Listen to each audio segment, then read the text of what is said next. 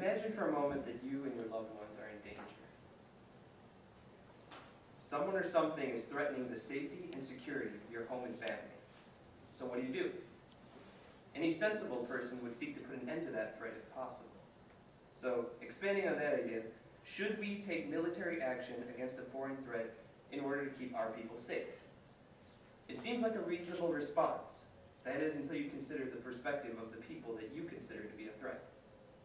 The Pakistani people have already made it clear that they would consider military action taken on our part to be a personal threat to them. So it is understandable why our military involvement would elicit a hostile response from Islamic extremists. They want us out.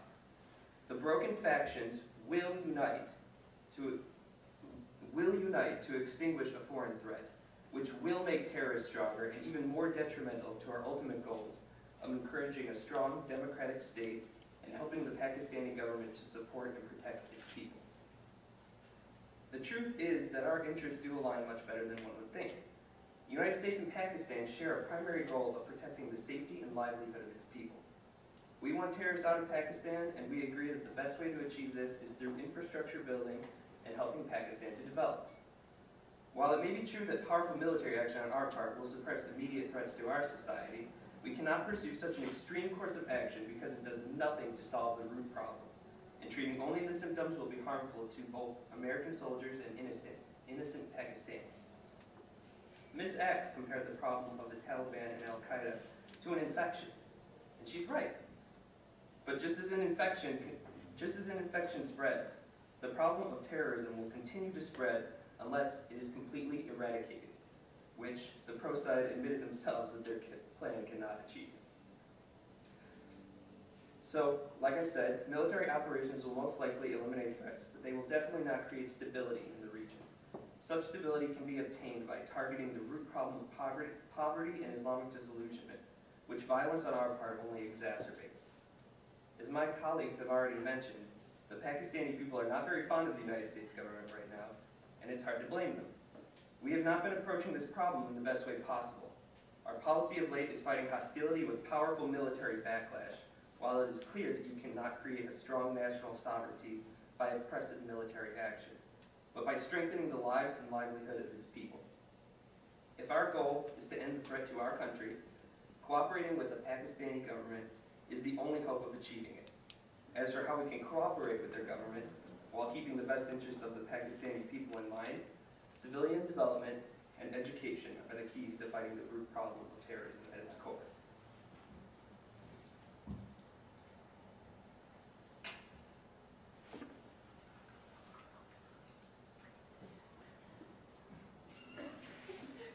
Can someone tell me what this is? A bubble? Well, it is in fact a terrorist. Stay with me. When you blow bubbles normally, they're within reach, you can pop almost all of them, and they're not very many. But, can someone tell me what this is? A fan.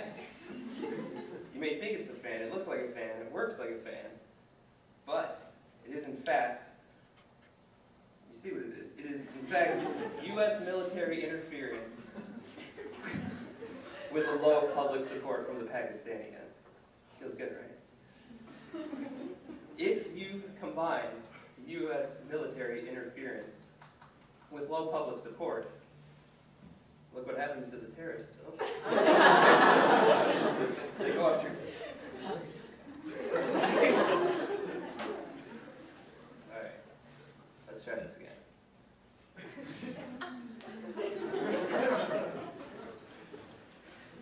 Four times a charm. Ah, there we go. So as you can see, if all goes according to plan, the terrorists become more numerous and they spread farther. Some of them might even make it all the way to India, and God help us if the bubbles make it all the way to India. So what does this mean? We already have terrorists, and if you already have terrorists, then military interference on top of low public support will only result in more Islamic disillusionment. And just like fuel to a fire, terrorists will become more numerous and the problem will spread. The last thing we want to do is destabilize the region further by creating more bubbles than we can handle. And Mr. Leong said in his closing address that the extremists have fled into other nations in the past, and no one has given any evidence that they would do so again. And he used the phrase, true victory. Well, can the pro side truly say that a never-ending cycle of escalation of death is true victory? Ask yourself. The bubbles speak for themselves. So what happens when the resources that we have allotted turn out to be insufficient? Do we send more troops in once too many have been killed?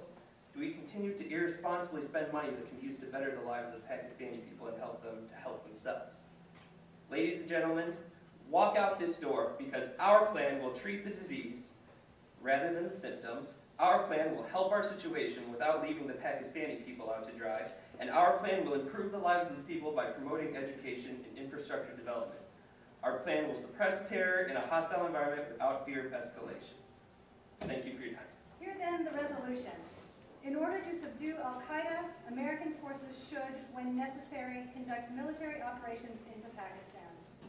If, after careful attention to the speeches of both sides, you find the quality of the arguments presented by the team supporting the resolution superior, please walk through that door, door. If, after careful attention, you find the quality of the arguments presented by the team that does not support the resolution superior, please walk through that door.